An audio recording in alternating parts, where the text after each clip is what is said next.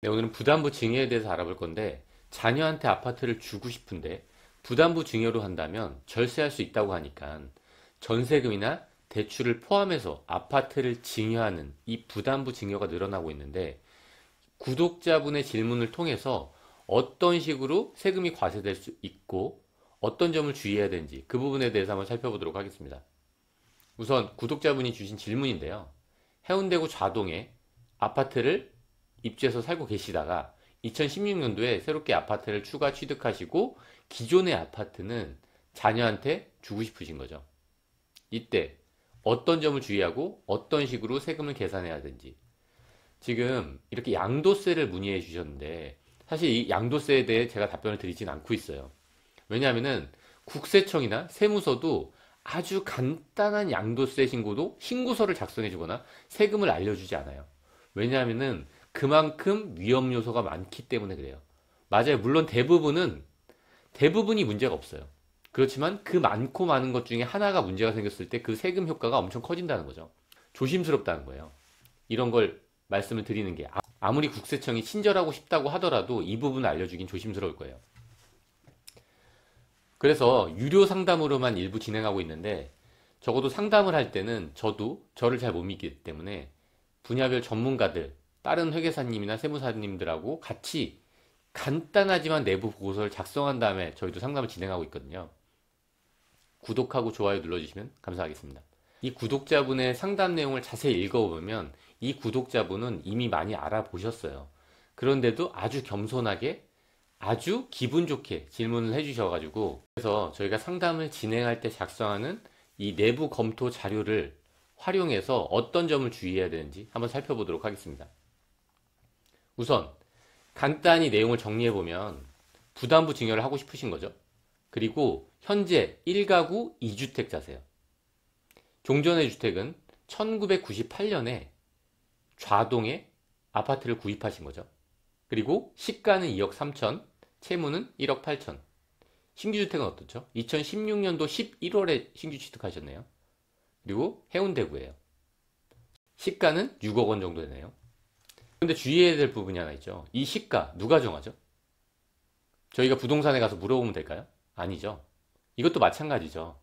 최근 거래 내역이 있을 거예요. 3개월간. 국토교통부 실거래가 사이트 가면 그걸 기준으로 해야 돼요. 비슷한 층수, 비슷한 평수, 비슷한 평수와 비슷한 층수에. 어쨌든 이거는 구독자분이 주셔가지고 그 자료를 그대로 활용했습니다. 증여 계획, 종전의 아파트, 이 아파트를 아들한테 부담부 증여하고 싶은데 부채가 1억 8천 있기 때문에 실제 증여하는 금액은 5천만 원이라는 거죠. 그리고 아들은 92년생이에요. 취업으로 세대 분리 했다는 건지 가능하다는 건지 이 부분은 분명하지 않은 것 같아요. 우리가 세대 분리할 때 주의해야 될 점은 있죠. 그 부분에 대해서는 이전 영상을 참고하시면 좋을 것 같고 이 부분도 같이 참고하시면 좋을 것 같아요. 어쨌든 지금 구입한 아파트나 증여하려고 하는 아파트가 어디 있죠? 조정대상 지역에 있어요. 조정대상 지역은 작년 말 기준으로 한번 업데이트가 됐거든요. 그런데 여기 들어가 있죠.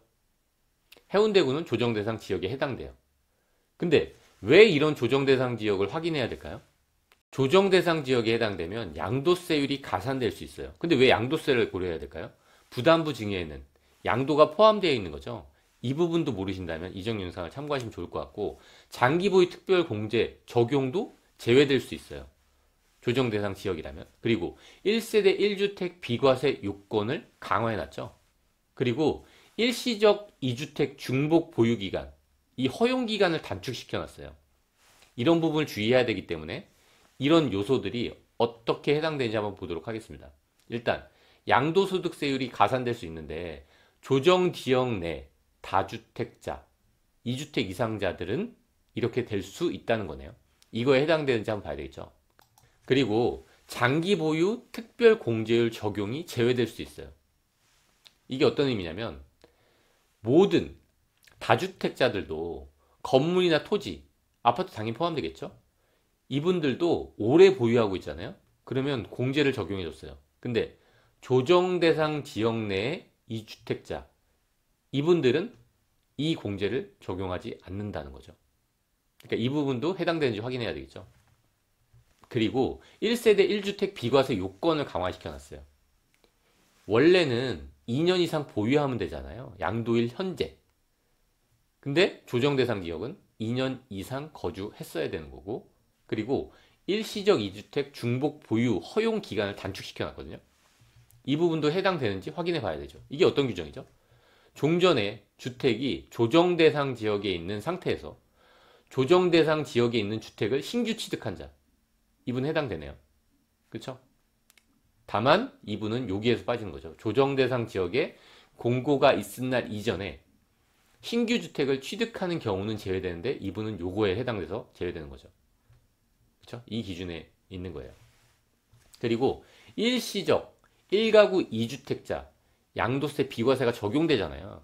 근데 이분은 언제 취득하셨죠? 2016년 11월. 그렇기 때문에 9.13 대책 발표 이전이에요. 그러니까 3년 이내에 종전주택을 양도하면 비과세 받을 수 있거든요. 이분은 2019년 11월 그 이후에 양도하면 양도세가 과세되는데 그 이전에 양도하면 비과세가 된다는 거죠. 그러니까 지금 증여하면 양도가 섞여 있잖아요. 그 부분은 비과세 될 수 있겠죠. 그리고 증여. 일부 증여가 있었잖아요. 근데 얼마 증여했죠? 만약에 시가 2억 3천이 맞다면 5천만 원을 증여한 거죠.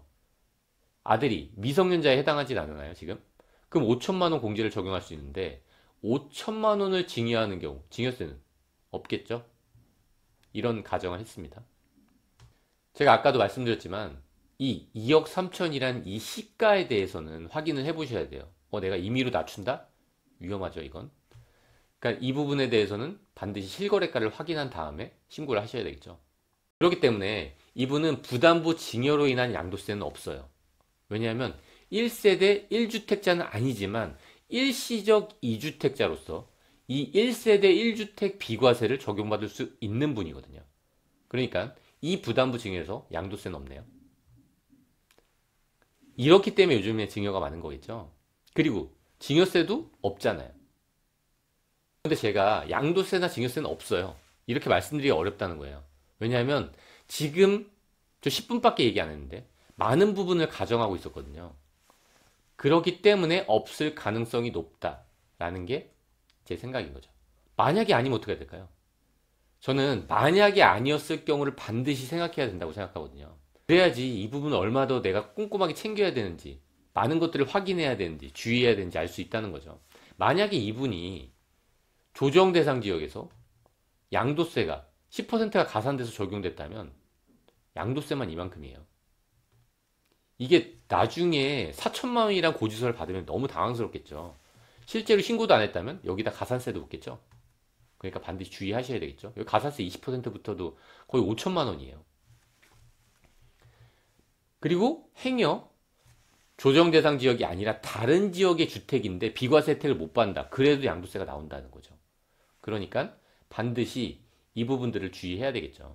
실제로 1세대 1주택은 맞는지, 시골에 조그만한 허름한 폐가가 있어도 그건 주택수에 포함될 수도 있거든요.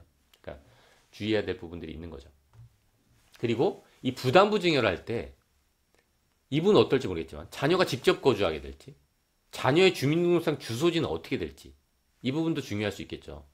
그래야지 부담부 증여가 성립하는 거예요. 지금 이분은 1억 8천의 빚을 아들한테 떠넘긴 분이에요. 그 1억 8천의 빚을 아들은 받을 수 있을까요? 대출 승계는 가능할까요? 그 대출 이자는 누가 내야 될까요?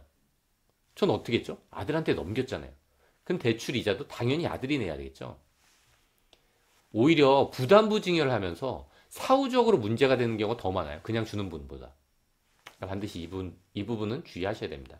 그리고 만약에 그 받은 아파트를 자녀가 지금 당장 살긴 좀 크니까 임대를 할 수도 있잖아요. 전세나 월세. 그럼 그 전세 자금 누가 돌려줘야 되죠?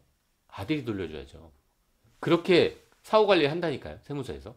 월세는 누가 받아야 되죠? 아들이 받아야죠.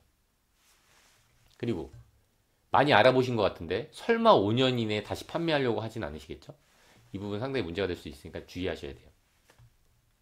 그리고 이분한테는 해당되진 않지만 증여재산 공제를 어떤 식으로 활용하면 좋은지 뭐 이런 내용들이라든지 아니면 금전대출을 어떤 식으로 활용할지 부모와 자식 간의 금전대출도 가능하잖아요. 이런 식으로 상담을 진행하고 있습니다. 네, 오늘 여기까지 하겠습니다. 감사합니다.